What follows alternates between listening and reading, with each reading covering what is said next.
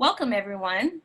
My name is Brittany Mitchell from the Institute for Community Inclusion, and welcome to today's webinar, Minding the Sweet Spot, Balancing Income and Healthcare Protections with the Promise of New Resources. Before we get started with today's webinar, I want to run through some quick housekeeping items with you about how to use the Zoom webinar platform. For those new to Zoom, you'll find a bar at the top or bottom of your screen, which will allow you to add the chat box to your view. In the chat box, you can leave comments and/or ask questions. Be sure to select all panelists and attendees from the blue drop-down so the entire group can see your comments and questions. Please feel free, and we encourage you to enter your questions and comments throughout the discussion, and we will address them as they arise and/or at the end of the presentation. After the presenters conclude their presentation, we will also give attendees the options to verbally chime in to the discussion via your audio. As participants right now, you are automatically muted at this time, but during the Q&A session at the end, please raise your hand, your virtual hand, if you would like to speak, and I will unmute you accordingly. I'll go over these instructions again towards the end of the webinar as well. I will also share a phone number in the chat box so that if you don't have access to a computer microphone, you will be able to access the audio using that phone number, and that number is also listed in your webinar confirmation emails. If you experience any technical difficulties today, please feel free to type it into the chat box and I will do my best to address you. And if there are further issues, I do have a phone number for Zoom support that will provide you with additional technical support if needed. Lastly, today's webinar is being closed captioned and recorded. Without further ado, I'd like to hand it over to Ms. Tanisha Washington from BCT Partners. Thank you, Brittany, and thank you to our colleagues, including Brittany at ICI, for the work that you're doing on this training series. Welcome attendees. The BCT Partners is leading this training series in conjunction with the Department of Treasury CDFI fund and with a variety of subject matter experts. Quick disclaimer, the opinions expressed during this webinar are those of the authors, who are solely responsible for the content and do not reflect the opinions of the CDFI fund or any other person, entity, or organization. As Brittany said, my name is Tanisha Washington. I am a director at BCT Partners and also a deputy program manager for this Access for All training series. The aims of the Access for All training series are to increase the knowledge of disability market characteristics, customer service etiquette, and accessibility considerations, to align CDFI products and services with demonstrated needs and demands, with the product features expressed by and for people with disabilities, and to equip CDFIs with the necessary information, networks, and resources to set a strategic course of action to serve the disability market. Many of you may have attended our in-person trainings that we had in New Orleans, in LA, and in Philadelphia. This is the second phase of the training, and there is a series, which is a series of webinars. BCT Partners is a national multidisciplinary consulting firm that delivers a full range of research, consulting, training, technology, and analytic services. Our mission is to provide insights about diverse people that lead to equity. The CDFI fund, as I said, is partnered with BCT to deliver this training series, and we're very, very grateful to have some very esteemed subject matter experts helping to deliver this training. Today's training will be delivered by our two lead instructors, Toby Parch Davies. Toby is currently the project director on poverty and disability at the University of New Hampshire Institute on Disability, and an instructor for the university's Discovery Program, where she teaches the rights to be disabled. Her work consists of coordinating research and evaluation projects funded by government agencies, private foundations, and private contractors. Her scholarly agenda involves the social determinants of health and special focus on financial capability and poverty among people with disabilities. And more recently, the use of implementation science and framework for evaluating evidence-based practices. Today, Toby is joined in leading the training by Susan Tashow. She is the Chief Executive Officer at the Pennsylvania Assistive Technology Foundation. Susan is a founding member of PATF's Board of Directors. She was appointed Executive Director and now Chief Executive Officer in 2003. Susan is passionate about expanding financial opportunities for people with disabilities in order to access assistive technology. A proven leader and program developer, Susan is responsible for the overall management, advocacy efforts, and fundraising activities at PATF. Thank you, Susan, and I will turn over the mic to Toby. Good afternoon, everyone. It's a pleasure to be here today. And just out of curiosity, before we get started, I want to encourage all of you to please participate actively in our chat box. And training will be more meaningful to you all if we're able to respond to your questions and also benefit collectively from your stories. So we really want to encourage you to use the chat box and to let us know if you have comments you want to share or questions, and we'll do our best to respond to those during our time together today. The other thing I want to mention is I am a little bit under the weather. We actually thought about postponing this, and we decided to move forward in the interest of meeting the training schedule. So I will mute myself occasionally if I need to cough or clear my throat or what have you. So thank you for your patience dealing with that. Okay, so before we begin, one of the things I'd like you to do is just to insert now in the chat box whether or not you've attended any of the training associated with this series, the face-to-face trainings or prior webinars that we've had. So if you can put that in the chat box now, that would be great. And in terms of the aims of our training today, we have an intro slide here talking about our learning objectives. So as a result of this webinar, you'll be better able to understand savings and work incentives, which may apply based on income and eligibility characteristics for different public benefits that people receive. You'll also have a better understanding of the interaction of work incentives and special savings programs and CDFI lending and how these can potentially work together and impact the transformational outcomes that your CDFI may be interested in achieving with this market. Also identifying key stakeholders in your community that will help you establish a pipeline of referrals and secure disability subject matter financial expertise that will be helpful to your program's success and future partnerships.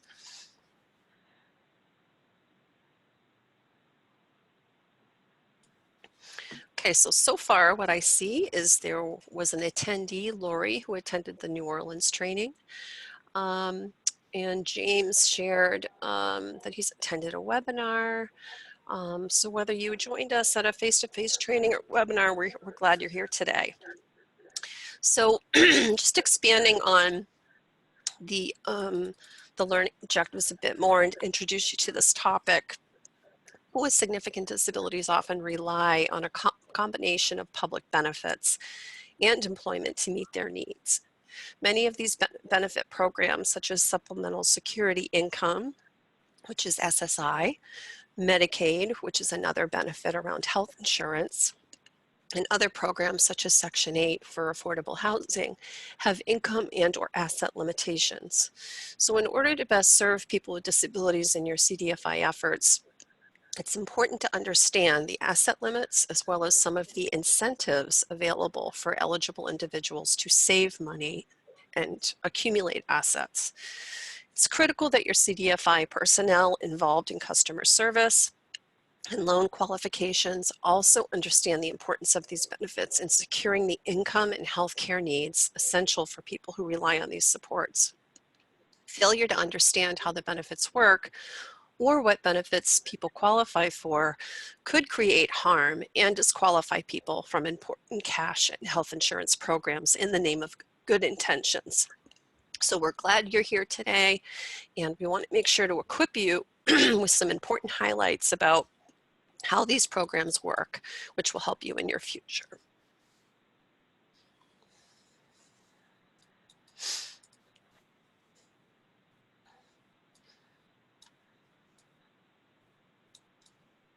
I'm just pausing for 1 minute, I'm sorry.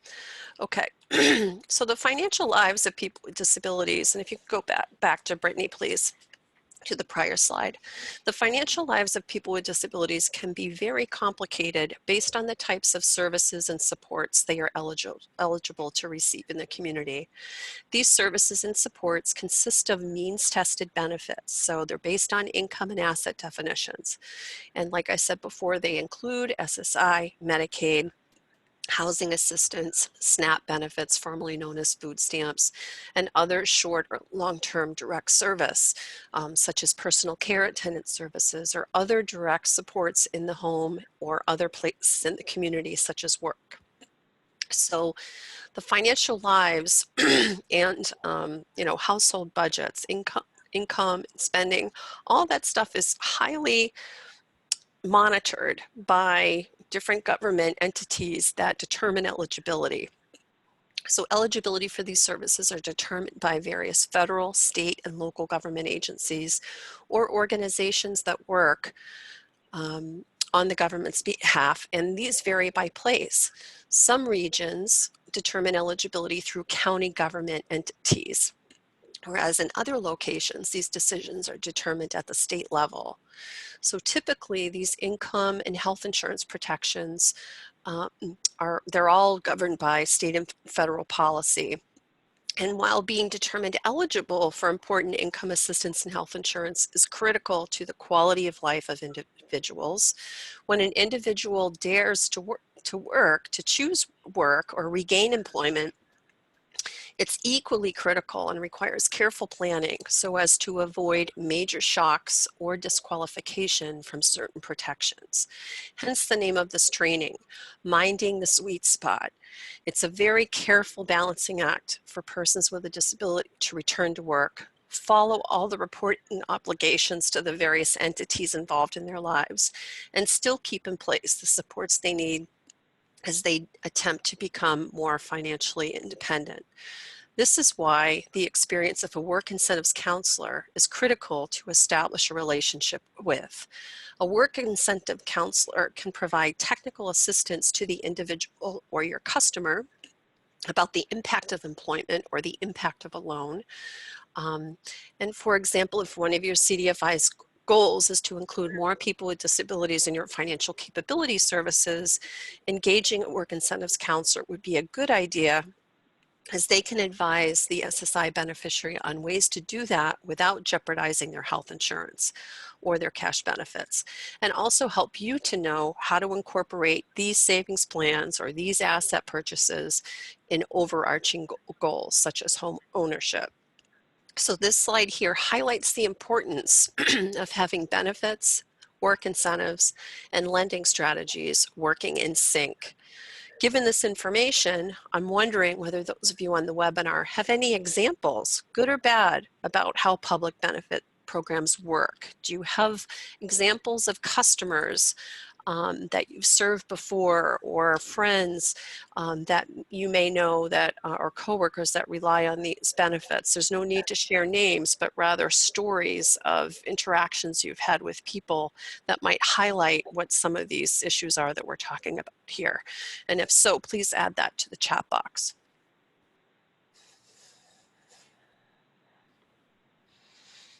And we'll pause for a minute to give you a chance to think about that and include that.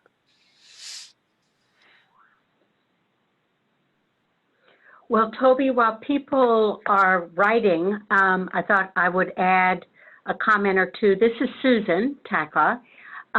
One great experiences. Some of the work incentive people that some of our applicants have gone to have provided information that no one else had provided them, or broke down Social Security's Red Book in a language so that it was meaningful. Like exactly, even though Social Security has this Red Book, if you're not used to kind of that language, it can be overwhelming, and the work incentives people were wonderful at making that understandable. At the same time, it's very scary for some of our people to, if people need to be in touch with their, county assistance office or the Social Security Administration, it can be somewhat frustrating to try to make an appointment, or to, you send in your paperwork and have it count 2 months later as an adjustment. So I think it's so important that people kind of understand the parameters so that we can keep those kind of communications to a minimum. Yes, I agree with you, Susan. And, and if you are in a position now or in the future of interacting with the person with a disability who might be trying to apply for a loan, or may participate in a financial education workshop or some seminar that you're hosting, you might be confronted with a comment of things like, well, I didn't know I could save, or the agency told me that I'm not allowed to have money in the bank. So that's the root of where those kinds of comments are coming from, or some of these asset limits we're talking about. And despite the reality that these different work incentives or policies exist that allow people to save, there's still a lot of underground myths and beliefs, because some people have had bad experiences, or they've been told by so many people not to work or not to save. So that sort of highlights some of the stigma. And I see here that Erica has shared a comment in the chat box, so I'll read that now. Until our meeting in New Orleans, I had never heard of a lot of these programs. Since November, I have been working to form relationships and/or partnerships with different community members to help me be better able to help our customers. That's wonderful, Erica. We're really glad to hear that.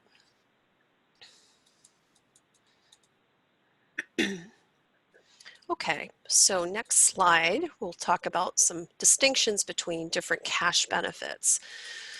So as indicated earlier, people with disabilities often utilize a variety of sources of income to support their needs. Two such types of income include Social Security Disability Insurance, also known as SSDI, and Supplemental Security Income, known as SSI. SSDI is a form of income that is available to you if you are medically determined eligible. That is, your disability is significant enough and you are unable to work. To qualify, you or a parent or a spouse has to have had contributed enough into SSDI quarterly wages into the tax system. So for example, if a person was in a bad car accident and disabled as a result and out of work, that person would first, as a means to prevent absolute poverty, they'd first find out if they qualify for SSDI, because this is income they've contributed in the form of their quarterly payroll taxes through work. The amount of the SSDI income is based on prior earnings history. If they're not eligible for SSDI because they haven't worked or they have too few earnings, it would then apply for Supplemental Security Income, or SSI. SSI are funds the government provides to people with disabilities to prevent absolute poverty. SSI is means tested, so an individual must be poor and must have less than $2,000 in savings as an individual, or $3,000 as a couple to qualify. If they have too much earned income or unearned income, such as SSDI, they may not qualify for the program. So to be eligible for SSI status, you must meet that disability definition. You must also earn less than $1,220 per month in 2019. If blind, there's an increase in the amount of money you can have available to $2,040. The maximum benefit for SSI in 2020 is $783 for an eligible individual. or $1,175 for a person with an eligible spouse. Now, you're not required to know all these details. I'm just giving you a sense for how low, you know, the income is for someone who receives SSI. These are people who live in poverty and could greatly benefit from enhanced savings or work opportunity if they can and choose to work. So with that said, if a person chooses to work, the earned income from their wages impacts the SSI monthly amounts. Okay, remember it's means tested. So when someone works, every dollar they earn is considered in calculating the new SSI benefit. So in other words, SSI monthly payments can vary by individual based on their work history and those other income sources. Whereas from the standpoint of an SSDI beneficiary, that monthly amount of income is pretty constant. But so the key to understand and the big takeaway is that SSI can fluctuate. It's means tested. SSDI is pretty much fixed and it's based on those quarterly earnings. That's the big takeaway in terms of the income sources. And then the other thing to keep in mind is that there are these programs, whether they're a savings work incentive or they're another work incentive we'll talk a bit about, that can reduce countable income, which is a big benefit, and we'll get into that in a few more minutes. So right now I'd like to ask, for those of you on the webinar, is if you're a CDCU or a CDFI that provides, you know, consumer loans, what percentage of your customers do you think are eligible for SSI? What do you see on your loan applications? Or if you're a deposit institution, what kind of deposits do you see in terms of those unearned income sources? And if you could put that in your chat box, that would be great.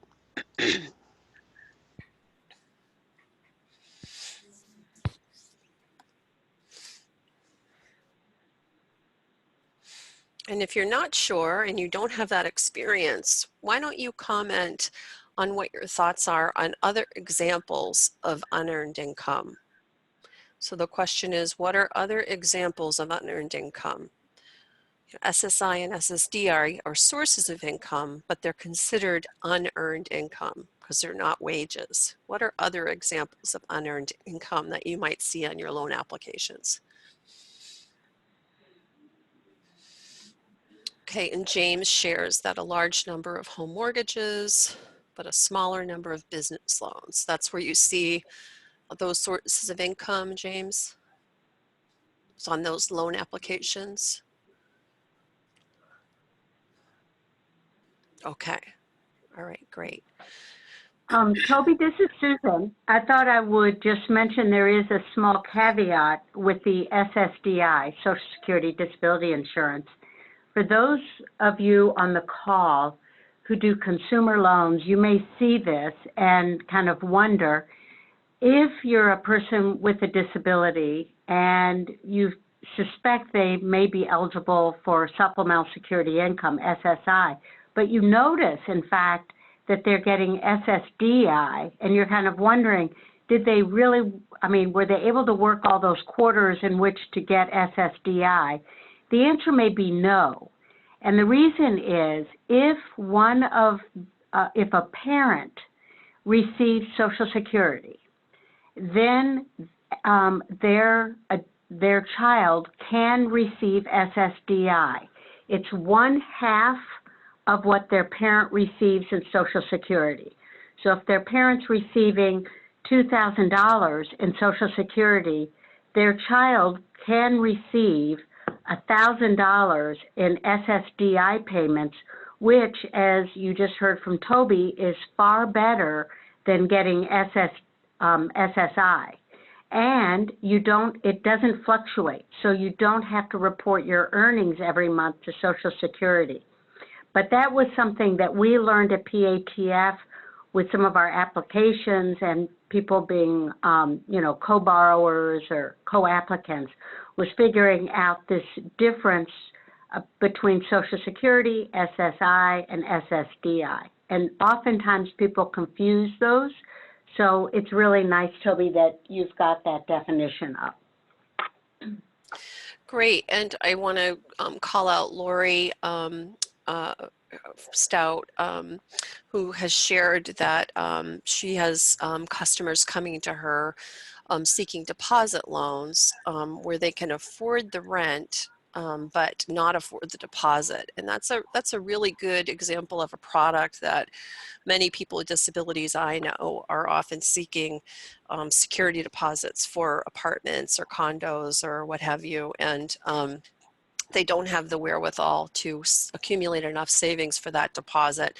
And depending on where you live, and maybe Lori, you could share the state you live in and maybe like the average cost of a starter apartment or something to give us a sense of how much that is, because I wonder if there's an association between the amount of savings that would be required and that asset limit we spoke about earlier.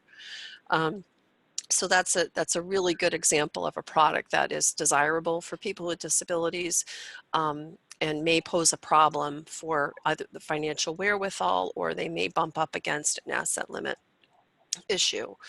And then there's another example here indicating we don't offer consumer loans, only small business loans. Do you think it's worth exploring how we can support entrepreneurs with disabilities, even if they are very small micro businesses? Yeah, I'll ask Susan to respond to that. Can you talk about micro businesses and the importance of those, Susan? Yes, it is. I think, why don't we wait till we talk about the ABLE program as one avenue, but as one way to save so that you do have a mechanism for, carrying over expenses or paying for something that may be necessary, but you don't have the cash flow every single month, but you do have like an ABLE program. So let me talk about that in just a minute. And there are several CDFIs, one in the Philadelphia area, Fanata, that they work on, they do a lot of small business lending to very, very poor people, including people with disabilities. And I think they would be very open to discussing with you how they do it, but they also have giving circles. Mm-hmm. Okay, that's a great example. We'll talk a little bit more about that. And then I just want to thank Lori again for providing a little bit more detail around the work she's doing in Oregon, where the average one bedroom is between $750 and $900 a month. So again, depending on whether that individual works, it's hard for them to accumulate that amount of savings for a secured deposit. I would imagine other geographical areas can require first and last month's rent or what have you. So imagine a place like Los Angeles or San Diego or something like that, where it might be even more significant in terms of deposit. And before we move on, I just want to recognize, the kinds of information I was trying to highlight potentially as other sources of unearned income. So alimony, child support, TNF benefits, just given the mission of your CDFI, whether it's place-based or in catchment areas that has all kinds of socioeconomic diversity. Those are some examples of the types of income that people may receive that would be considered unearned income. Okay, so we'll move on to the next slide. And this is a table we put together because it can still be, especially if you're not, super fluent in this information or just as a cheat sheet to keep at your desk or for your program planning purposes. It's just a matrix display that identifies, the type of income that we're going over today on today's presentation, and then what the income characteristics are, the asset limit, and savings, if they're eligible for savings based on that source of income, and healthcare. So just looking at the second column down, and this, people with disabilities don't always, utilize SSDI or SSI, but they are common for people with significant disabilities. But some people with disabilities only rely on their earned income. So if it's wages only that people are earning and living off of, That income characteristic varies based on their monthly wages, right? It's not, most people don't get, you know, income sources monthly. Usually people get paid weekly, bi-weekly, what have you. There's no asset limit unless they rely on some sort of Medicaid, and we'll get into that when we talk about the Medicaid buy-in program. And even though they're relying on wages only, based on their disability status, and Susan will talk about this momentarily, they may qualify for an ABLE account. They may qualify for an IDA. There's also not restrictions on things like retirement savings or, you know, other kinds of, you know, plans like 529 plans if it's wages only. The government doesn't care. If you're self-sufficient, they don't care what you earn. They want you to live like anybody else does and use your money how you want. Now there are people, and I'm curious around, you know, the effect that the Affordable Care Act has had on people from the standpoint of different insurance pools. So if you know of some examples around, you know, insurance pools and premiums that pose issues, you know, for some of your customers, feel free to share that in the chat box, and others will monitor that. In terms of SSDI, what we just covered, if you recall, you know, SSDI is a fixed amount each month. It's based on quarterly taxes paid into the system. The amount, you know, is based on your earnings history. So it's considered unearned income, and it's fixed, right? It doesn't vary like SSI might. It has no asset limit because these are your quarterly these are your quarterly contributions you've made. It's savings that's on your behalf from your contributions. So the government still cares about what you're doing when you are receiving SSDI, but there's not an asset limit. So long you're not depending on Medicaid and you're not at the same time eligible for SSI, there's no asset limit. And so in terms of the savings options you have available, if you meet the eligibility determination, you could have an ABLE account, you could have a PASS plan, you could have an IDA, or you could have a special needs trust. Those are savings mechanisms that are legit for people that are also beneficiaries of SSDI. In SSDI, unlike SSI, is what qualifies you for Medicare.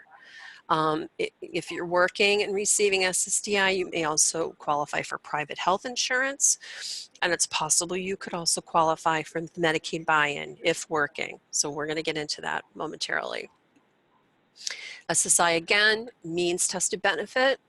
You have to meet the financial and disability definitions of eligibility.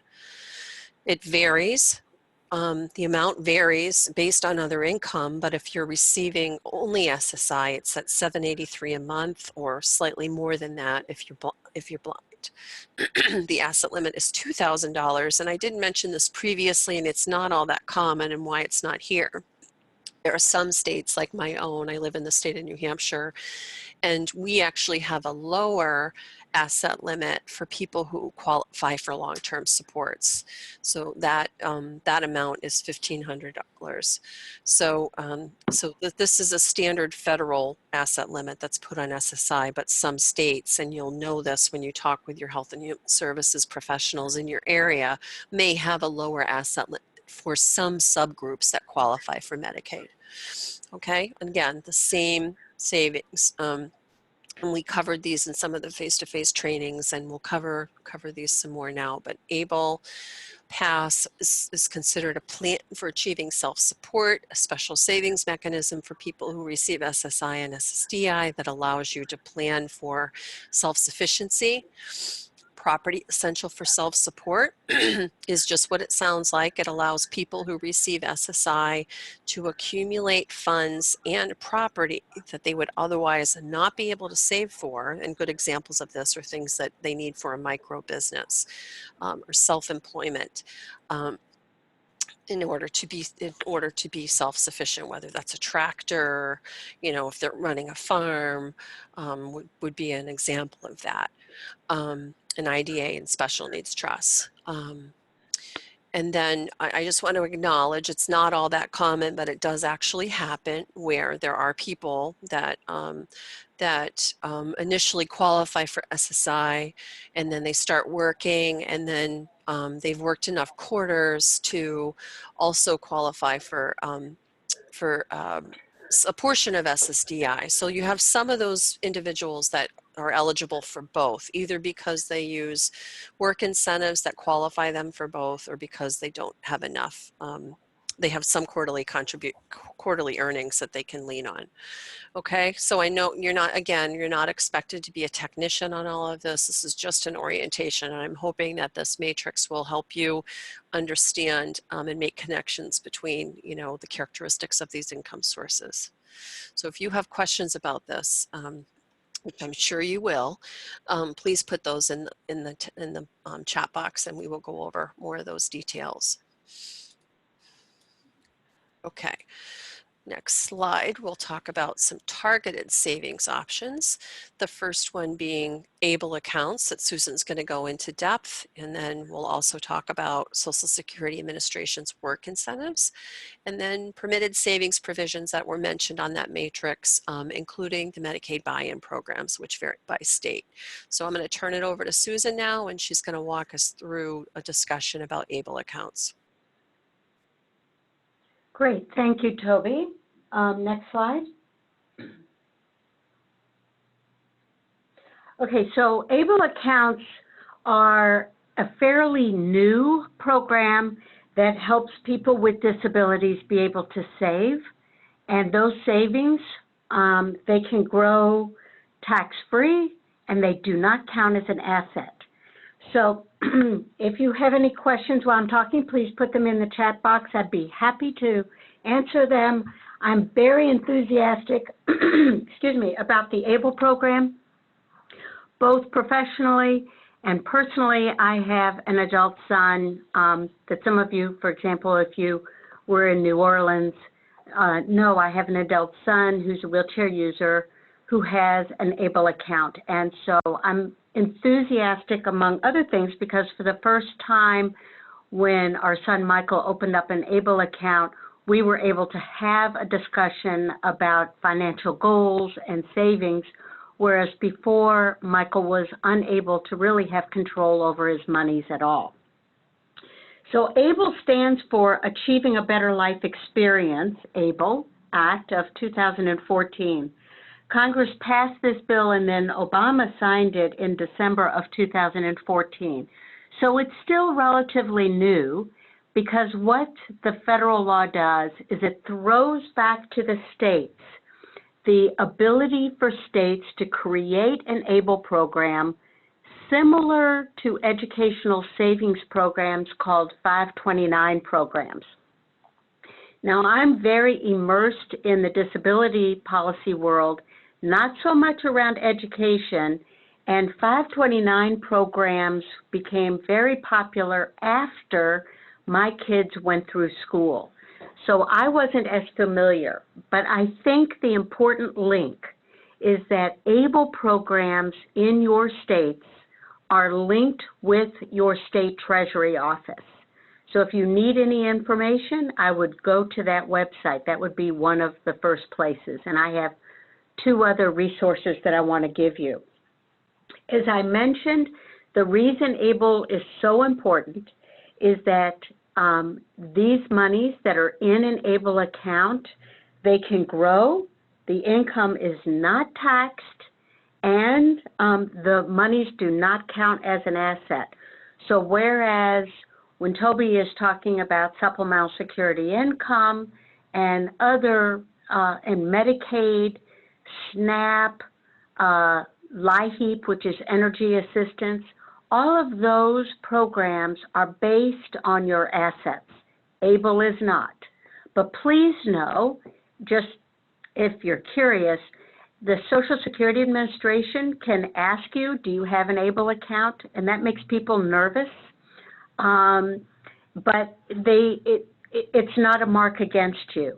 And particularly what we have found in our work at PATF, and we are a consumer lending program in Pennsylvania for the purchase of assistive technology, so micro-lending in Pennsylvania. So the people who get particularly a little prickly are immigrants.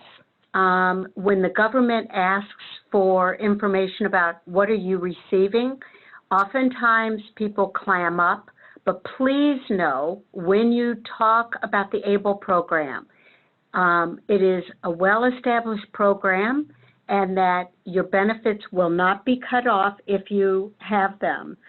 So just to know that. So again, to continue on with this slide, contributions that are made into an ABLE account are not federally tax deductible, but they may be state tax deductible. So for example, there are 16 states led by Pennsylvania, followed quickly by Oregon, just want you to know, Lori, where your contributions into an ABLE account are state tax deductible. And every state's different.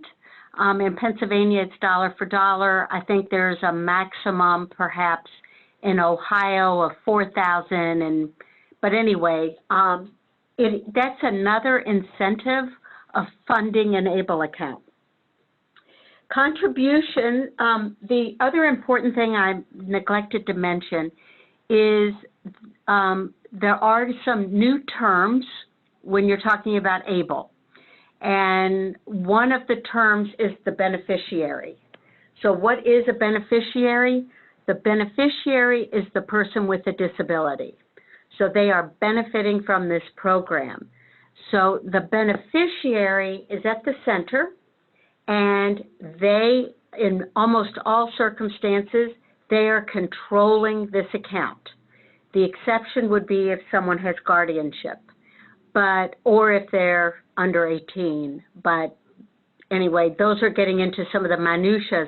But unlike other programs, such as special needs trusts, where the person with a disability cannot control the money, and you'll hear from Toby some other programs, the ABLE account is designed to allow the person with a disability to control that money. Contributions to an ABLE account can be made by a person with a disability, family members, friends, all sorts of, entities, connections. The deal is, however, those contributions should never be sent to the person with a disability, but rather directed and deposited into that person's ABLE account. Why? Because if you give a person with a disability who is concerned about asset limits, any contribution, whether it's a cash Christmas present or birthday present, that actually counts as an asset. And it's supposed to be reported to Social Security on a monthly basis. So this bypasses that responsibility. So it's important that people know, and so we've done this with my relatives for Michael for Christmas. If you want to give Michael a Christmas present, here is his ABLE account number. Have it directly deposited. Don't give it to Michael because it will count as an asset. Right. Susan, I know you have more to share about ABLE, but I just want to pause here for a minute, if you're okay, and if you prefer we wait, that's fine. But I just want to ask the question to the audience, especially picking up on Lori's comment about deposit loans, as well as Erica's comment about mostly seeing deposits made on behalf of a child by parents. These are really good examples of how an ABLE account could help those customers. The parent could put their contribution in an ABLE account. How do you, knowing that these accounts exist, right? But, and maybe you can add to this, Susan. ABLE accounts exist. But what's the status? How well are these accounts known? Like, does everybody know that could qualify for an ABLE account? Do they know about these accounts, and what kind of help do people need, and how could CDFIs play a role in helping to increase the number of accounts that are out there and available? That's to Toby, you. you're asking the, to me? Yeah. Oh, Yes. well, Mhm. I will continue on with this presentation, answer some of those questions. But the main thing is every state has the, as I said, every state has an opportunity to have an ABLE account. Not all states do. Some states partner with another state in a formal way. And then there are like 8 states, surprisingly, like Maine and Utah, where their program's not up and running. Our state in Pennsylvania, we have an appropriation because this federal program that was thrown to the states came with no money, exactly what, Treasury offices love. So Ohio, for example, has almost no money to advertise their program. Pennsylvania, on the other hand, has $1.3 million for the last 3 years to advertise the program. Florida has very little money. So I think it's one of the best kept secrets. However, many of the disability advocacy organizations that really worked for years, I mean, it took 8 years to get this legislation.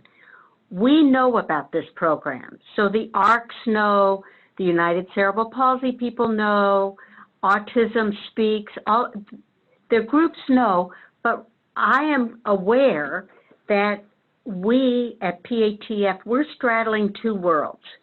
We're straddling the disability world and the financing world. Very few people in the financing world alone knows about this program. So that's one reason we're including it in this webinar, and I do want to keep going because I think there are a couple of important questions that I need to answer. Sure. One is who's eligible, and one is what are the how can you spend this money in an ABLE account? So, and to answer real quickly, and I'm not sure whose question it was, you can open, you'll hear in a minute who's qualified, but you can be a child and a parent can open up an ABLE account. You can be an adult. So particularly for children, the main contributor will be a parent and relatives, just so that that question's kind of laid to rest. And Lori, I want to get to your deposit question because an ABLE account is an excellent way to help someone develop a plan of a home of their own, including rent and the deposit and utilities. So next. Okay, so how much money can you put into an ABLE account? You can put up $15,000 a year.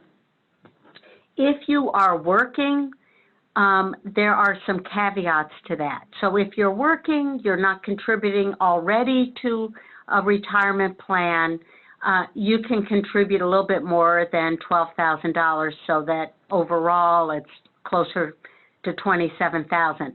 Those are caveats that you can find out on your state's ABLE website, and I'll give you that resource in a minute. But in general, you can contribute, their contributions can be up to $15,000 a year for a limit of $100,000, which, as you can imagine, that's going to take a long time for people to get to, and particularly because these ABLE accounts are devised to be used.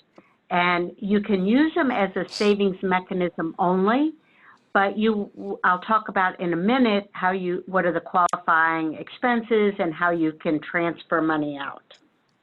Susan, Susan, can you be sure to also inform people how families or individuals can go about signing up for an ABLE account?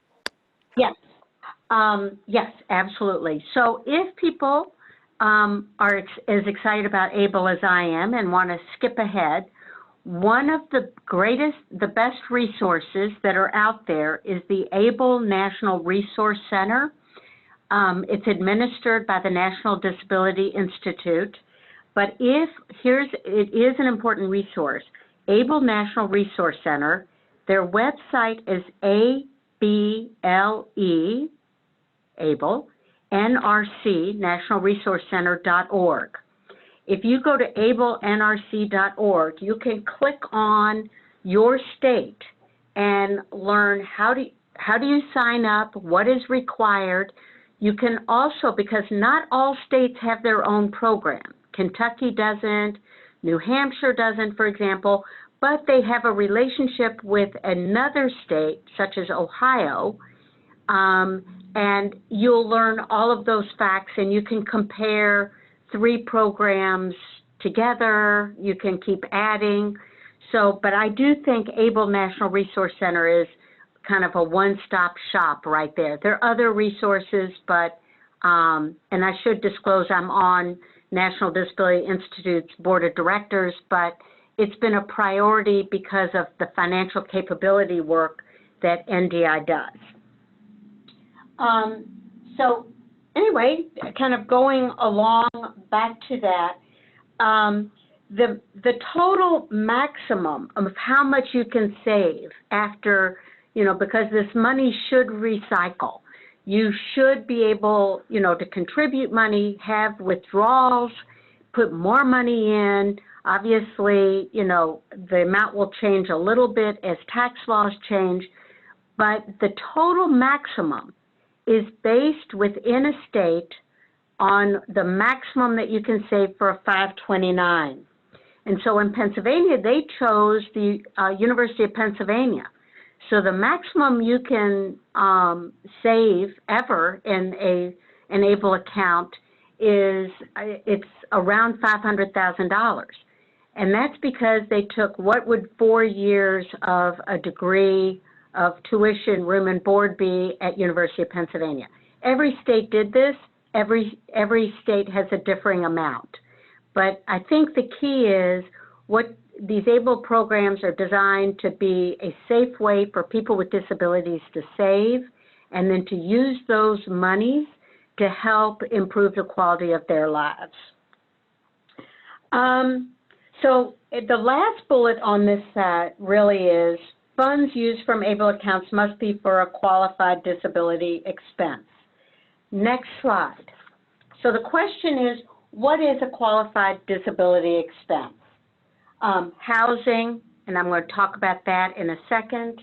Assistive technology, our beloved assistive technology, and those are any device that helps a person with a disability do the things they want to do, from eyeglasses to wheelchairs and scooters to smartphones, smart home technology, to fences for a child who has autism and you want to go out and explore the world.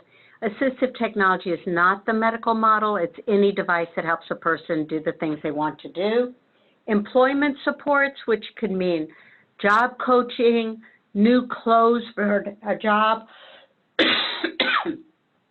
transportation, healthcare, financial management, legal fees. You can even prepay for your funeral. Essentially, this is not part of the official script, but I have worked so much with our Pennsylvania ABLE program in Treasury that an ABLE account can be used for anything that's going to help a person with a disability benefit, helps them to maintain or improve their health, independence, and quality of life. So if a person, for example, gets overwhelmed by being in crowds, you could use an ABLE account to go to a casino and just, you know, try to be around a lot of people. If I wouldn't gamble, however, particularly if I wouldn't use an ABLE account to gamble, but going into a casino or going to a concert, you could, if going to a concert helps you feel better, be happier, you can use your ABLE account. Right, What and I just you want must to, do- yeah, Susan, What you just, must do is keep receipts. So keep receipts of what it is, and what we do and what we advertise, what we suggest is people put on the back of the receipt what they did and why they did it. So if you're going to a concert and you know it will improve your state of mind and make you feel part of the community, I would put community inclusion, the date, January 29th, 2020, this concert. you never submit receipts to anyone. You keep a file folder in case you're ever audited. Did you have a question, Toby? Yeah, I just wanted to build on your point you were making, which I think was going to a concert or a casino, the point at which would be either being, it'd be a quality of life opportunity or a community inclusion opportunity, or to help you from a therapeutic standpoint, desensitize to overstimulation. Is that what the point you're Yeah. raising? Yes, Okay, exactly. so around anxiety issues or, learning how to cope in those environments, in other words. Exactly. Okay. The only thing, the major thing around ABLE is that you cannot use them for illegal purposes. So you could probably make a justification for most anything as helping someone maintain or improve their health, independence, and quality of life. It's really hard. So in Pennsylvania, we have medical marijuana. You could probably pay for that. You cannot do recreational marijuana, for example. No gambling, no buying of cigarettes when you're under 20, whatever. So those are kind of as broad guidelines.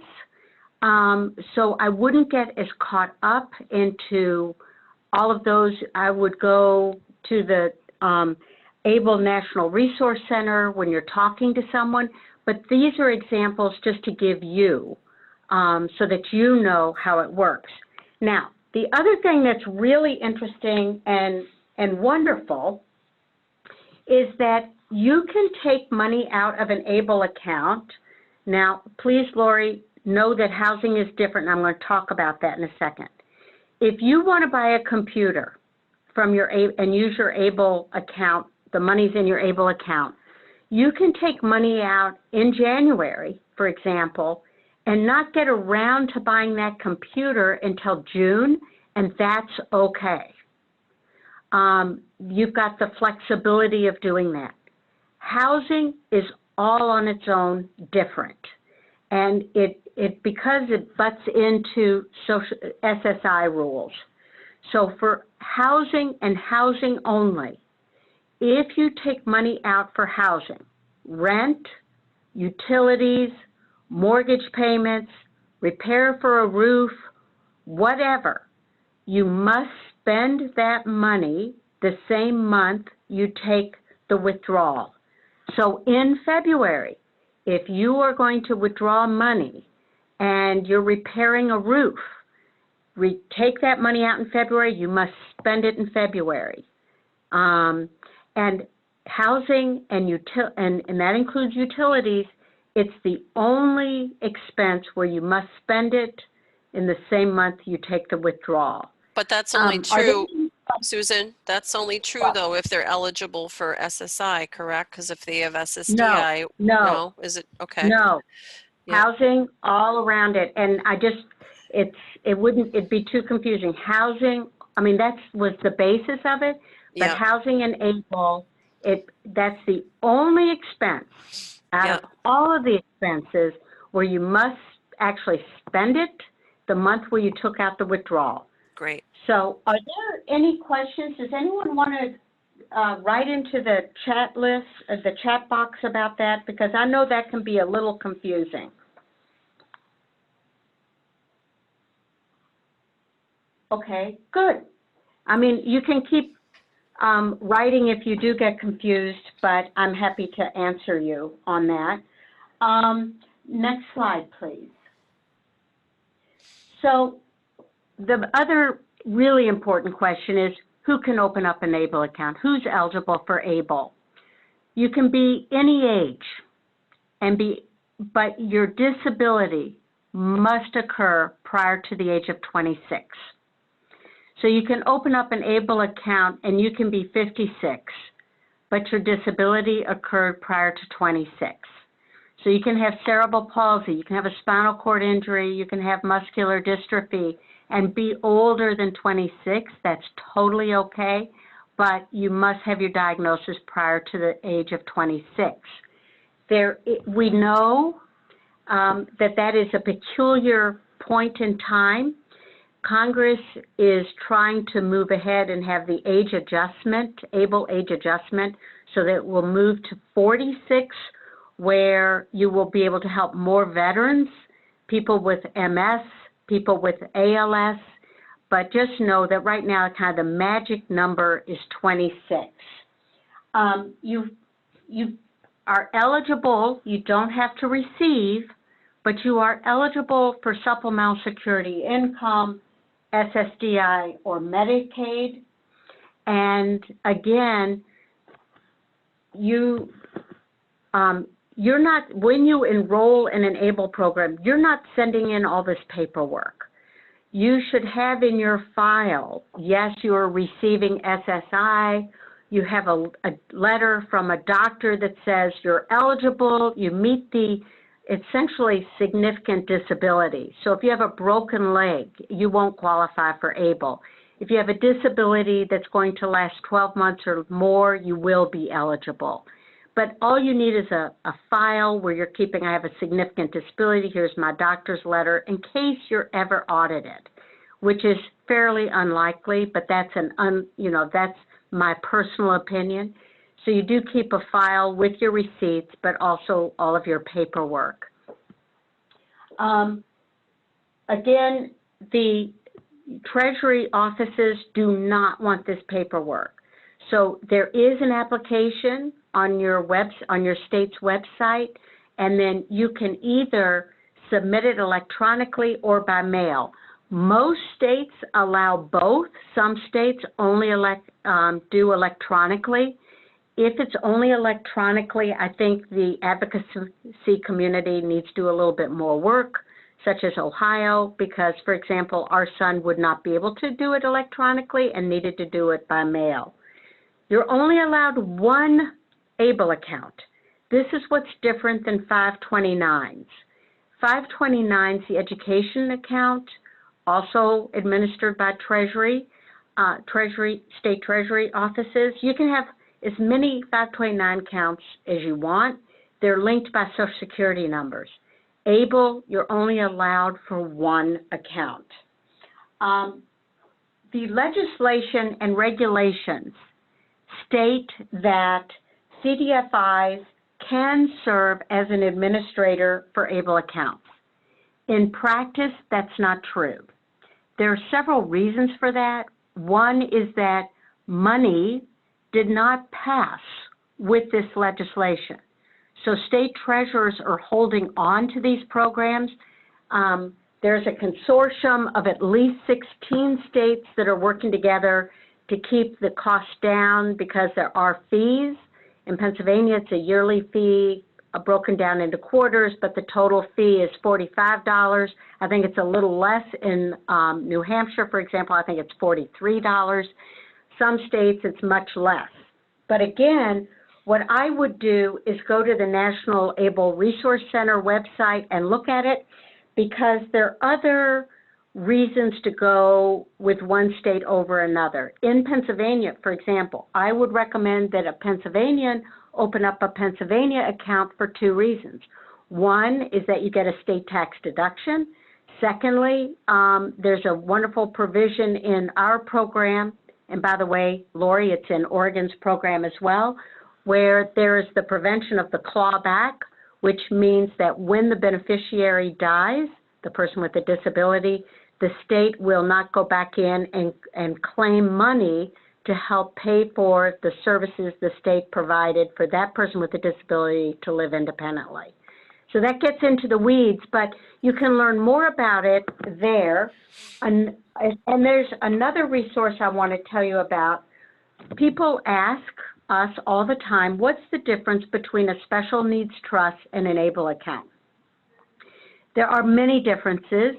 The primary difference is that a person with a disability can control the monies in their ABLE account.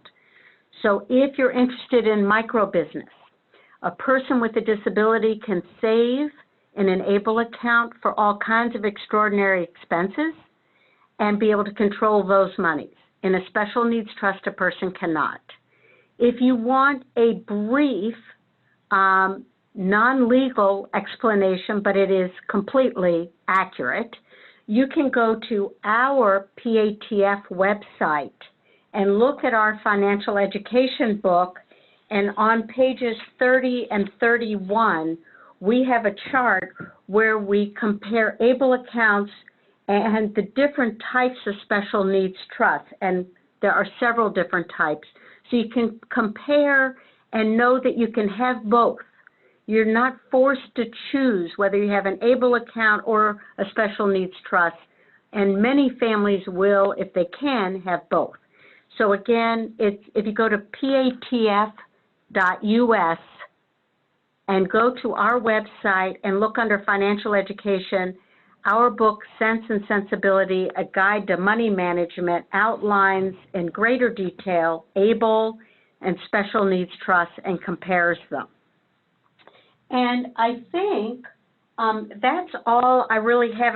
I've got so much information. I'm happy to answer any questions, but I am cognizant of the time and know that Toby has a lot to mention.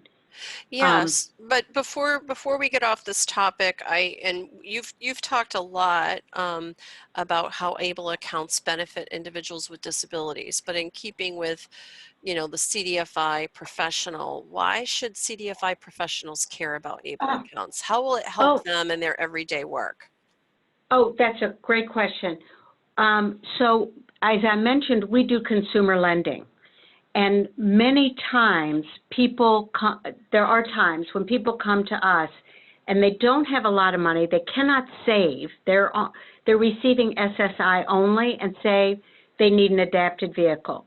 So what we did with someone, she's in her 40s, she has muscular dystrophy, and she had an ABLE account. So she saved money in her ABLE account. She saved $10,000 in her ABLE account, and then we got a government funding source to help pay for the adaptations to the vehicle. So she only needed to pay for the chassis, which was still $28,000.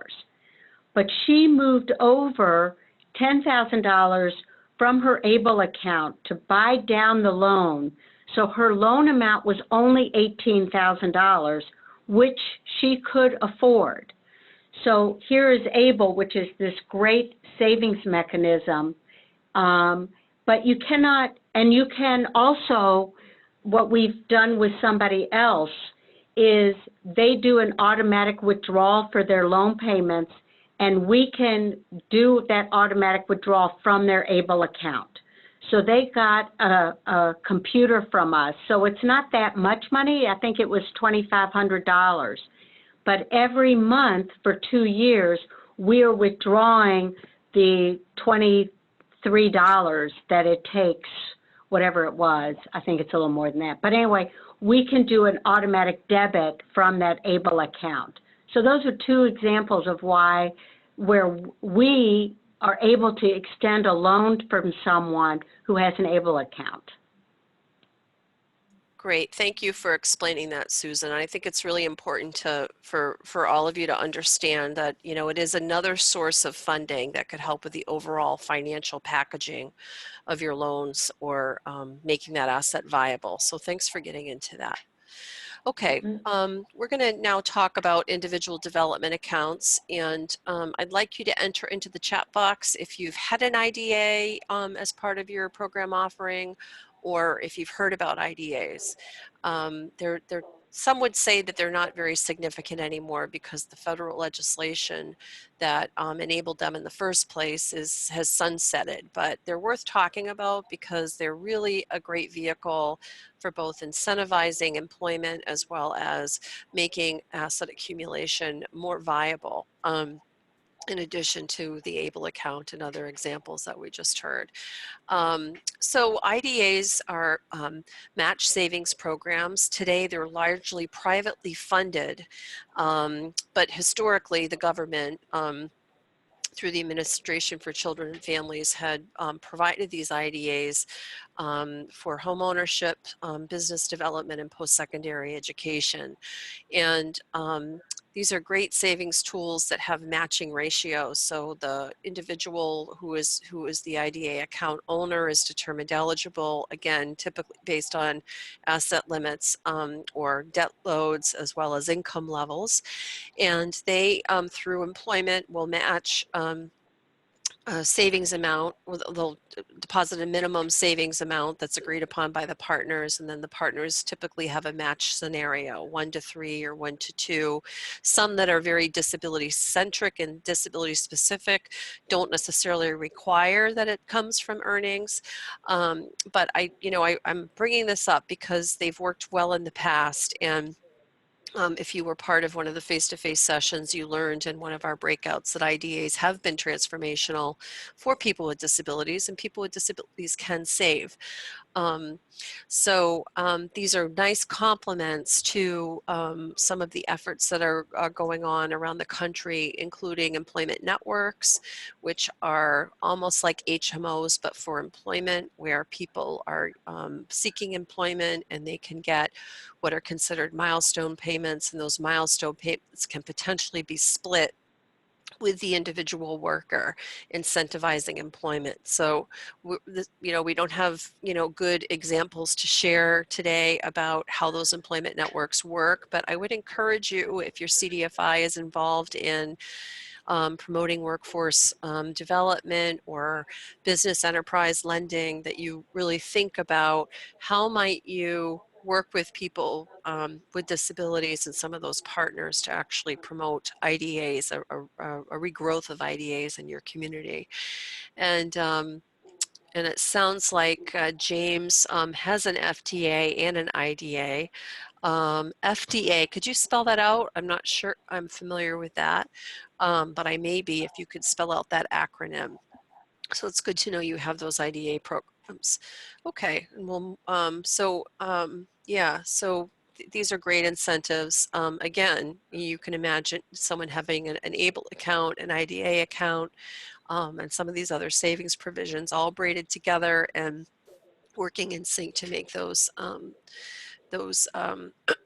assets realizable. And the FDA that James spoke about is called the Family Development Account. Ooh, I want to hear more about that towards the end. So maybe you can tell us more when we're done with the presentation about how your Family Development Account works. Okay, so we'll move on to the next slide. All right, so Susan talked about ABLE as that savings mechanism that is available to people who qualify so long as their disability is determined before the age of 26. We know that there's interest in expanding that definition, but those rules aren't out, and it's not clear the timing of that. But I want to shed light on other programs called Medicaid buy-in programs. These are health insurance buy-in. So if you think about the Medicaid we talked about before, that's eligible for health insurance option for people who meet the income requirement. Prior to the passage of legislation back in 1999, we don't need to get into all that history, but people with significant disabilities used to have to choose whether they would work or whether they would keep their health insurance. So there were many people in the independent living movement who had very significant disabilities, who required use of a wheelchair and PCAs to assist them in getting in and out of bed, but they wanted to work. And they would have to say, no, I don't want to work, because that would mean I would lose my health insurance. So this legislation that passed back in 1999 enabled these programs called Medicaid buy-in, and essentially incentivized work, allowing people to work and not lose their health care and contribute to the labor force. And in many states, these programs exist all across the country. However, the state determines the structure of these programs within their Medicaid state plan.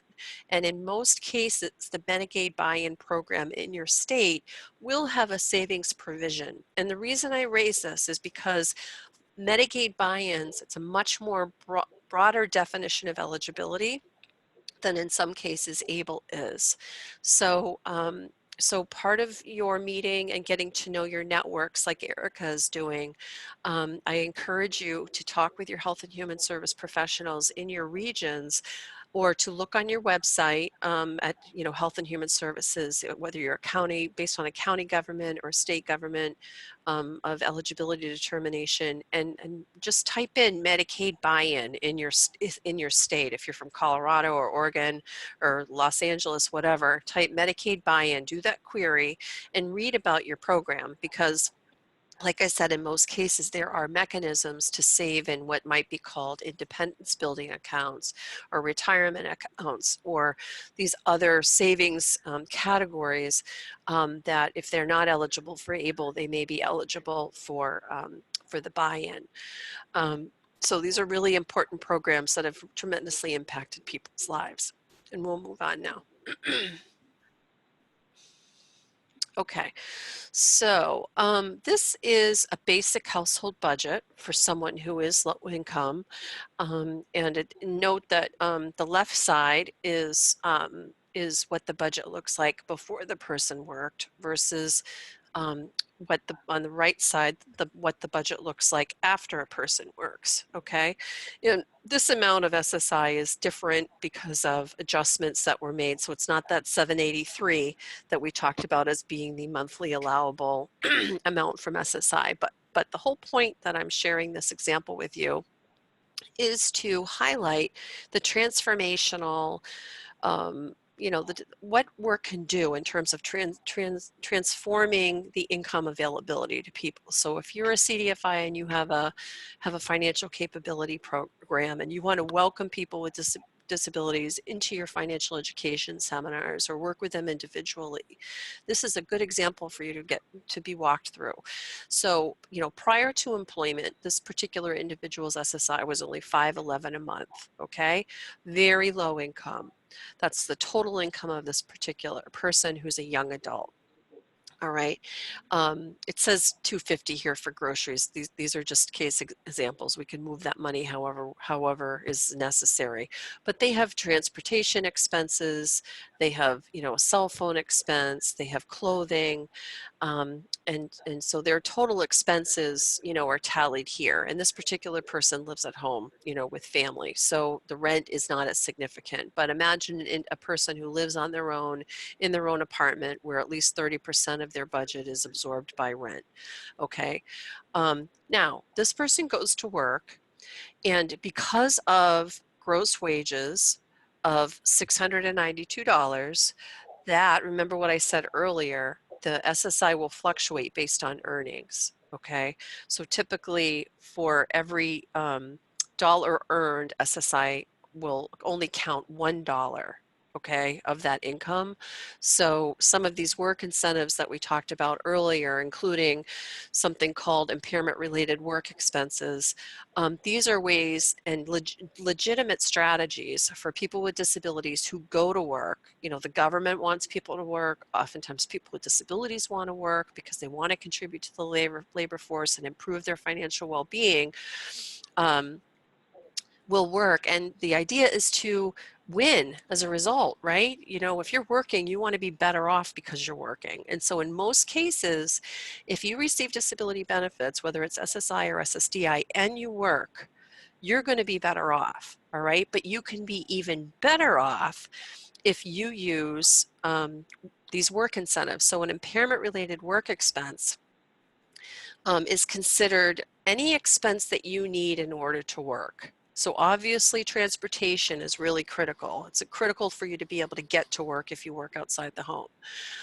If you require special equipment or special clothing or services that you need in order to work, all of those things, if you have to pay out of pocket for those, or in some cases, if they're provided in kind, but nevertheless essential for your employment, they can reduce your countable income.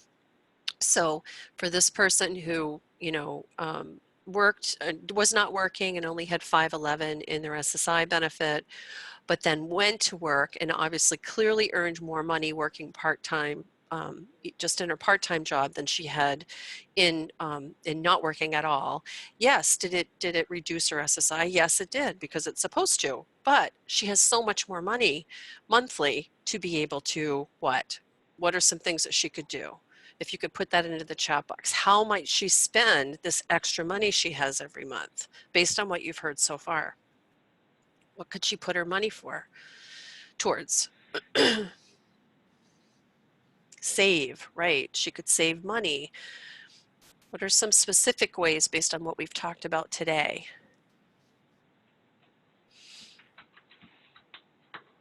Able, right, right. Yeah. So she could IDA for a home, right? Or in Lori's case, towards a savings deposit or a security deposit on an apartment, right? These are all legitimate things. So I make this point for two reasons: to show you that if people are coming to you applying for loan products or what have you, excellent. But the other message is, if you're engaged in business enterprise lending or workforce development, please think about how, for those businesses that you're financing or for those workforce development efforts you're involved in, how can your customers, this new market that you want to serve, how could they be included in those workforce development efforts? Because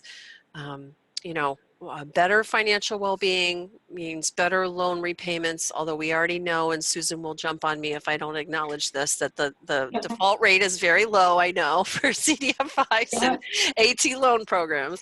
But, better financial stability is better for your CDFI. So I just want to get that point made, okay? All right, next slide, please. All right, so this slide is really to show the interaction between what we know are really critical, the income and the healthcare supports, and the intersection of what that means in the household budgeting, as well as the life course for people with disabilities. Okay, so essentially that first box, the most important thing for any customer or from the standpoint of the disability entities involved in your partnerships and networks to move this forward, is making sure that people with disabilities have concrete supports in place for their financial well-being. We need to make sure that if they're not knowledgeable about the benefits they might be eligible for, that we increase their awareness and refer them to people where they can apply, and that they maintain their health care provisions.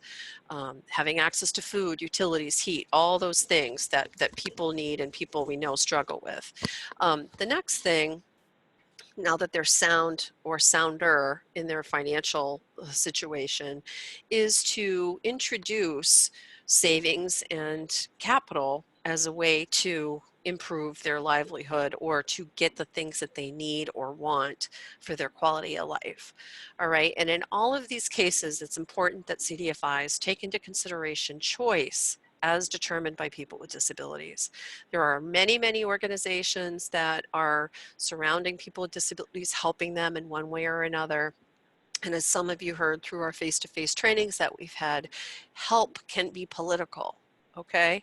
While people have needs, there are times when service providers can do the communicating for people, or family members can do the communicating member for their family member.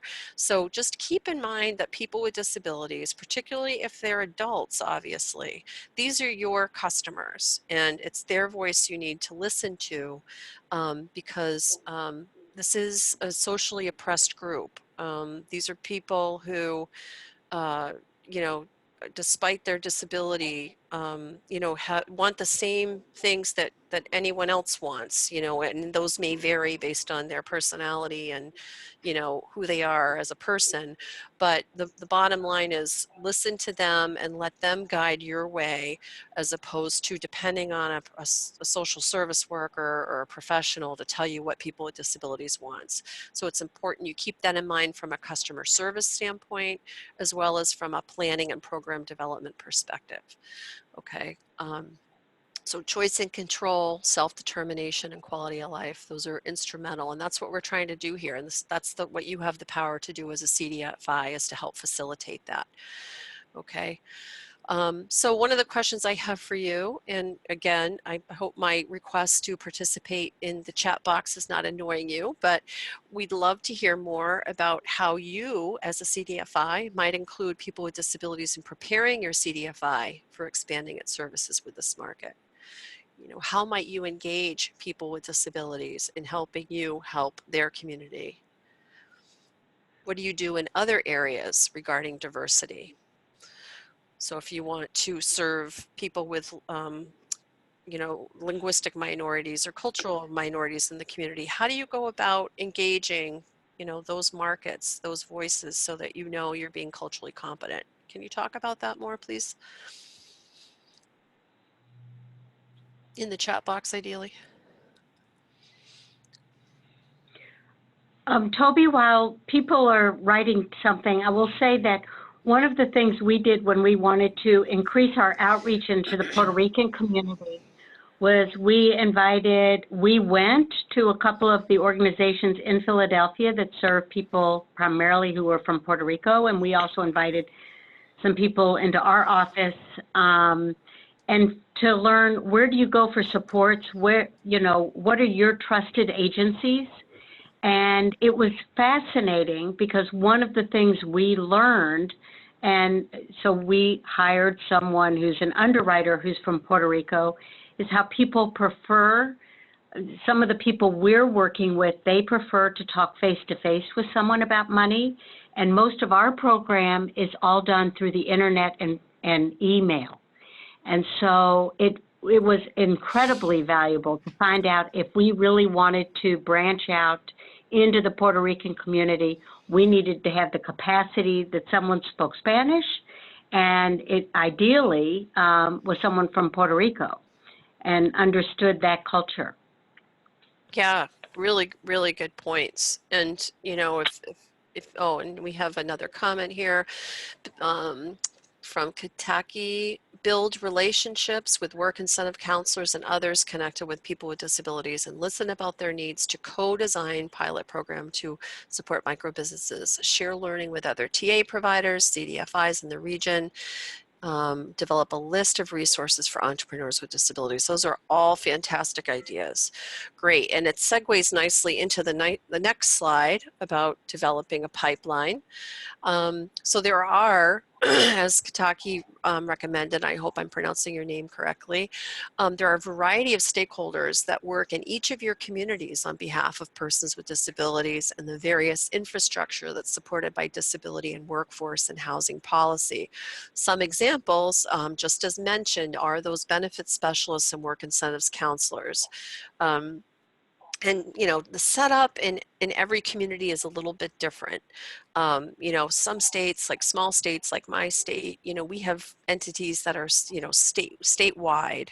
And then we have in other locations, in maybe California, Wisconsin, or Texas, you know, we have cities that have larger networks than our entire state does. So it really depends on place that we're talking about. But benefit specialists or work incentives counselors, like we've talked about before, is one network that you want to reach out to and find out more information about. And these are available on in the resource guide. And I will certainly send you links to these in terms of how to reach these benefit specialists in your area. Another group to check out as the independent living centers in your state. If you type in independent living centers and your state, you will be redirected to Nickel or another statewide entity that will list all of the independent living centers in the country, and you can click on your state and it will give you a network of those centers, and you can, you know, find out more about who those entities are. Those are your potential partners and pipeline for referrals to your center. And not just that, but those are the kinds of entities that can also share their expertise in helping you build this market. Other examples include workforce systems. So, you know, you're familiar with American Job Centers probably, and with your state or local economic development councils. But New Hampshire, I'm sorry, vocational rehabilitation is a large quasi-state system that's available in every state in the country. So vocational rehabilitation, they contract with numerous community rehabilitation programs. And so when you think about the example we just shared, going from being unemployed to employed and all of a sudden having this disposable income to potentially either save or, purchase and, take out a loan for a vehicle they might need, etc. Those are all, these are great referral systems. It will be an educational process. You'll have to educate them why they should be at the table with you, but these are potential pipelines. Susan, do you want to comment on any other pipelines? And I'll read some of these stories people are sharing, and I'll loop back. Well, I think you did a really great job. I would Google the work incentives. They're in every state. There are not enough of them, by the way, but they operate differently. So I would Google work incentives and see how your state is set up. In Pennsylvania, like in New Hampshire, as Toby mentioned, they're statewide. In New Hampshire, in Pennsylvania, they're regional. So we only have 3 agencies to provide staffing for the work incentive counselors, and they pretty much take each of them take a third of the state almost. So it's tricky, but they're an incredibly important resource, and they have a certification, isn't it, Toby, from Virginia Commonwealth? Yeah, so Virginia. There's standardization. Yeah, there's Cornell and Virginia have historically been involved, but they're all funded by Social Security Administration. So there are very high-level work incentive specialists that are trained, and then many of the organizations that that support people with disabilities also have benefit specialists. They're not the specially trained work incentives counselors, but they're still someone you should engage because they're more of a layman or layperson. But they can engage the work incentives counselor as well as needed for some tricky situations. Right. And if you're go ahead. I just want to pick up on. Go ahead, Susan. I'm going to stop talking. Yes. Okay. The other thing is, if you're unclear about about disability organizations, like they're kind of out there, but you're not sure where they are, or what is their footprint in the population. Every state does have a statewide independent living council called a SILC, S-I-L-C, and they're federally funded nonprofit organizations funded through the Department of Health and Human Services. And the SILC's role is to help coordinate variety of disability organizations. So it's not just one disability, but help people with disabilities be included in the community, which also really includes financial inclusion in the community. So if you're unsure of what disability organizations are in your state or which ones may be, eager to collaborate, I would also look at your SILC. Yeah, that's a great recommendation. Okay, excellent. And just picking up on Lori's comment here, she responded to the question about how you engage new markets. And Lori has engaged the Mexican consulate in the past and also put her applications and information in Spanish. And so what's the equivalent of that for people with disabilities, Susan? Making sure that all of your materials are also accessible. I responded to Lori about Spanish because I think it's so important to be as inclusive as possible, including communicating in a way that's useful. So we can go into greater detail. People have questions, but making sure things are accessible both on their website and their written materials that quote they're 508 compliant, that you're using pictures of people with disabilities doing things. Because remember, pictures, as we've all heard, speak 1,000 words. So if you're trying to promote small business, for example, helping someone with a disability start working in micro enterprise, having pictures of people with disabilities in stores or standing outside of a shop or with a cash, that says to a person with a disability, oh, they're talking about me. Right. Thank you for sharing that. Okay. All right. So we're going to move on to the next slide, and we'll talk a little bit more about how these partners that we highlight here aren't just entities that can help with developing the pipeline, but also how they can help you help people with disabilities. So, and I've highlighted some of these along the way, but essentially subject matter expertise. Okay. So, you know, this is new territory for many of you. And in wanting to serve people, you know, the question is, how do you know if it's accessible? Well, there's no better way than determining if it's accessible than to invite people with disabilities to be part of a program committee on improving the accessibility of your programs.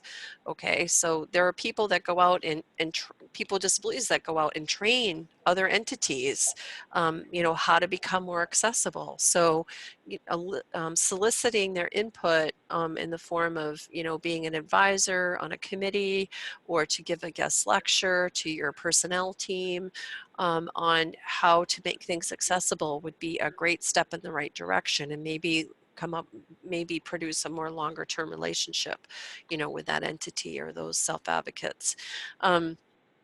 Also, you know, being mindful of some of the benefit information around do no harm. So, you know, we of course want you to expand your services to be inclusive of people with disabilities, but we don't want you necessarily out there going so fast that you don't slow down and say, okay, well, we don't want to do harm. We need to take the time to learn a few things. We want to make sure we're accessible. We want to make sure that we're not disqualifying from people from disability benefits because, you know, we don't have, you know, the proper understanding of assets, and we throw people off benefits. So, you know, the consumers, your customers need to know those rules, but it's good safeguard for you to also understand that and have that subject matter expertise on your team.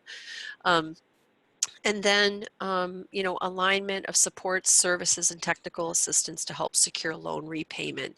You know, one area of work, it happens like self-employment and micro business, but it doesn't represent a large percentage of employment for people with disabilities. If you're going to get into micro business development or self-employment development, all of which I would encourage you to do, there's a variety of different technical support and training that might need to be considered in terms of loan repayment and financial feasibility of the business. There's, just like we've talked about, different sources and uses of funding. There may be different sources and uses related to supporting that business.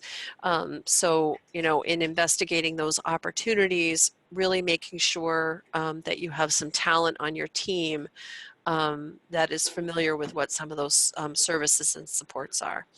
And then, Toby, yeah. I have a quick question. It's a little off topic, but it's important in the scheme of lending to individuals with disabilities who may have very limited income and are concerned about assets. We work with a lot of people who a person in that situation may have no credit or poor credit, but they want to borrow money for something, for an AT device. They can be a co-applicant.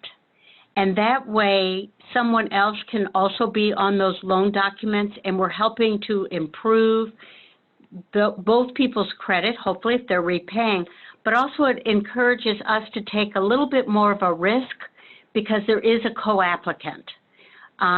So if we're concerned, like, for example, the person who we gave the car loan to who has muscular dystrophy, who also used her ABLE account, and she's living on supplemental security only, her co-applicant was her sister. And so we know that there's communication with both people, that we're able to take more of a risk, but we're also improving both people's credit. And that ultimately is something all of us with CDFIs are trying to do, right? Right, right. Good point, and it's a great segue into this last bullet point here around documentation and performance metrics. So, you know, as CDFIs, you're very mission value laden in terms of who you're serving and why you're doing the work that you do, and you have, you know, a social mission, and you know, bringing people in with disabilities and the people that support them and helping you understand, you know, what you can actually do for people.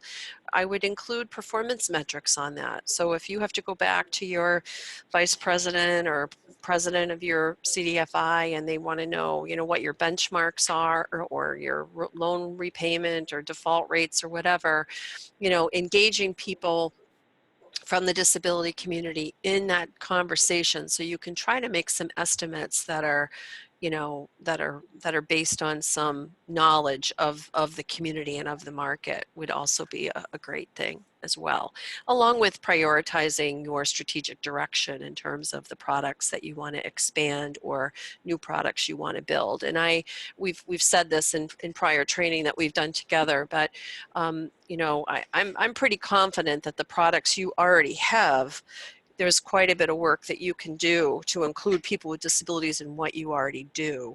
But to the extent, you know, you're looking at new product development, you know, certainly bringing people with disabilities to the table and some key thought leaders in the disability community would be value added.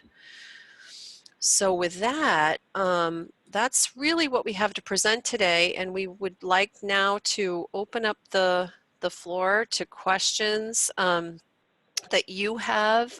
We want to hear how we can be helpful in helping you move forward with some of this. So really anything is possible. You can ask us about anything, clarifying points we've made before, or ideas you have that you want to run by us. Why don't you just take the floor now? And I think, DeBrittany, do you want to open up the raise your hand option, or what's the best way to move forward? Thank you, Toby. As mentioned, we would like to encourage everyone to communicate with us either through the chat box, or if you'd like to verbally chime into the discussion, please feel free to raise your hand and I will call your name and thereafter unmute you.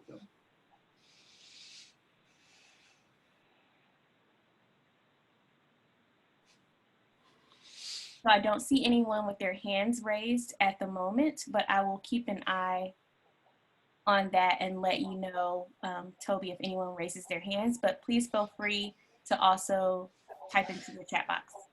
Great. And because, and hopefully people won't get too annoyed with me, but for those of you who are at the face-to-face trainings, can you maybe share with the group what you've been working on?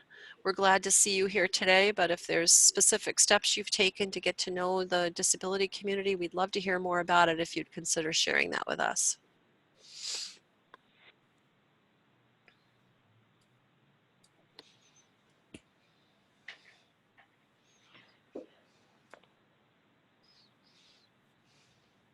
Well, I will say that one of the feedback I got from some of the, one of the in-person trainings was in Philadelphia, so I was really lucky. I didn't have to travel very far.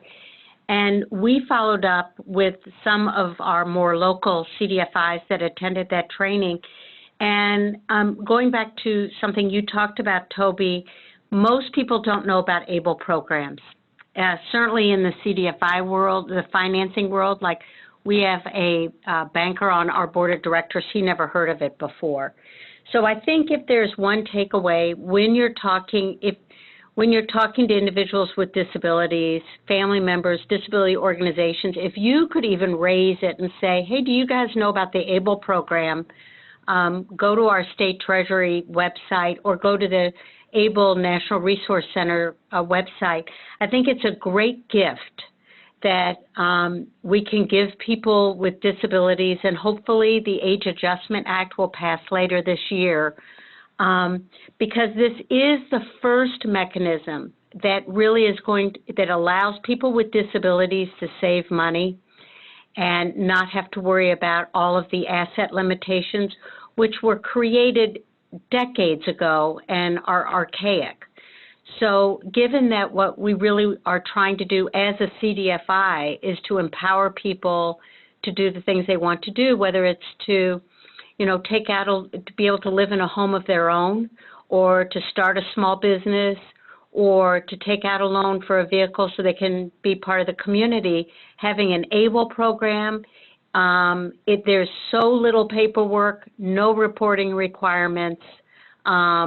The Treasury offices even send out their statements, or you can go online and get them. I mean, they're really easy to do, but going back to Toby's program, the majority of folks don't know about them.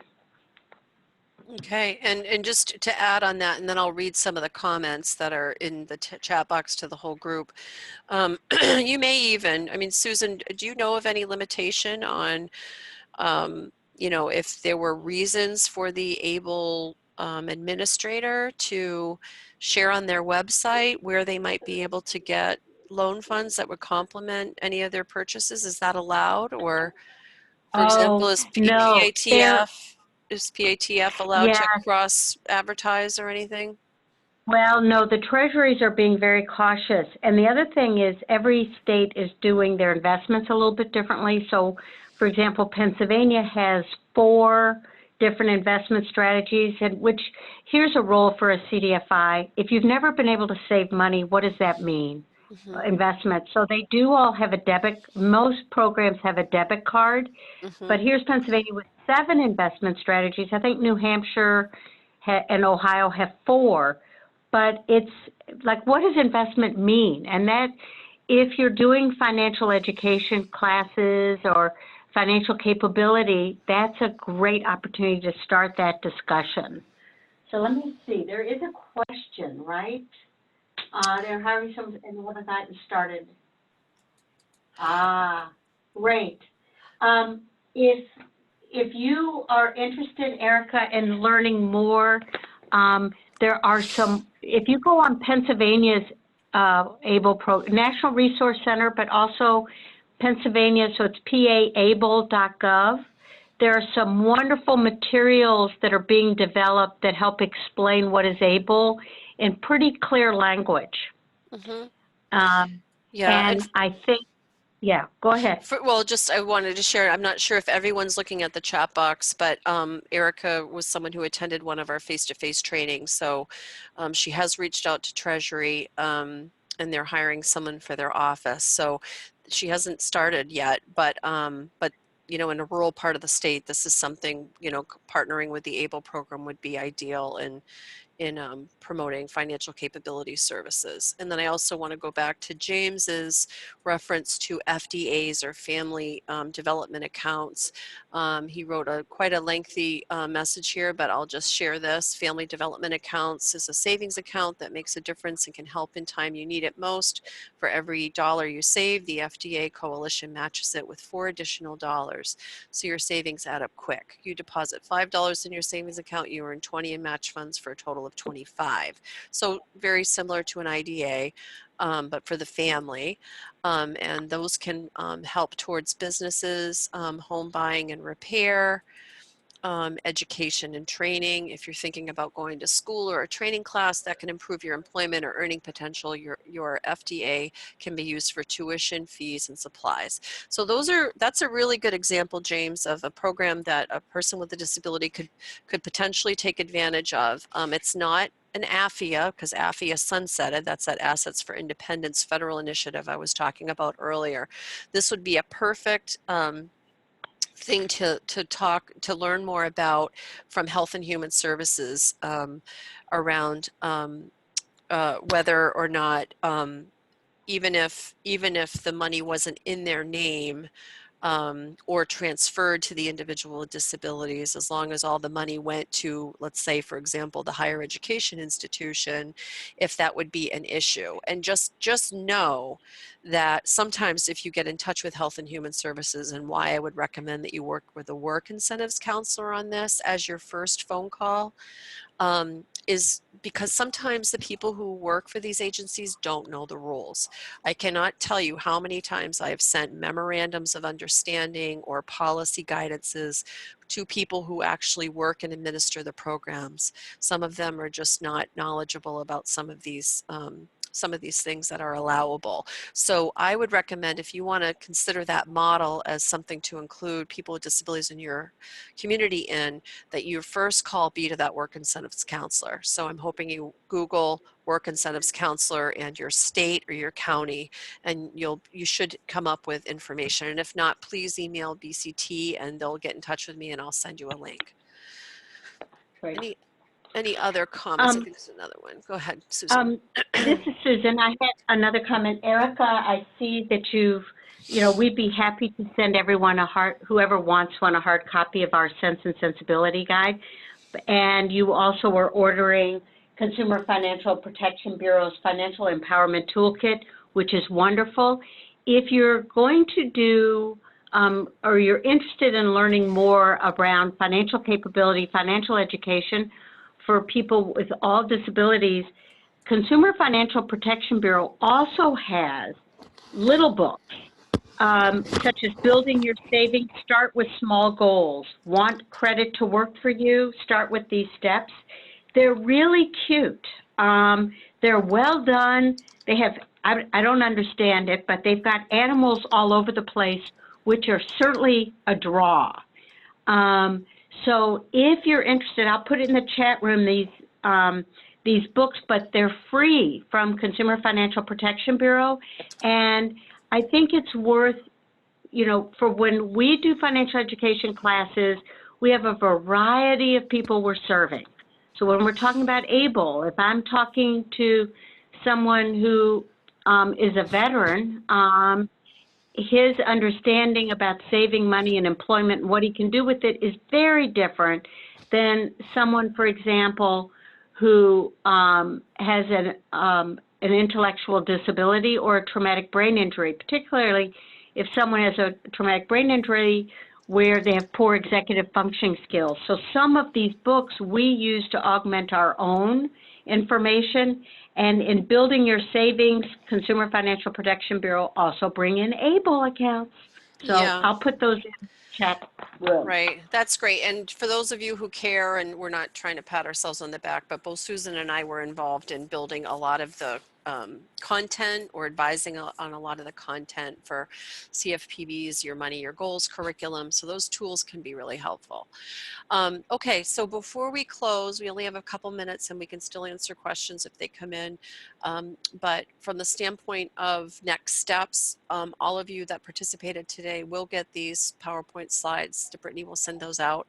And in addition to that, we really hope to hear from you in the form of a survey afterwards. We want to know what you benefited from in terms of this webinar. So we hope that when that gets sent to you, that you take the time to complete that survey and send that back to us, because your feedback's really important.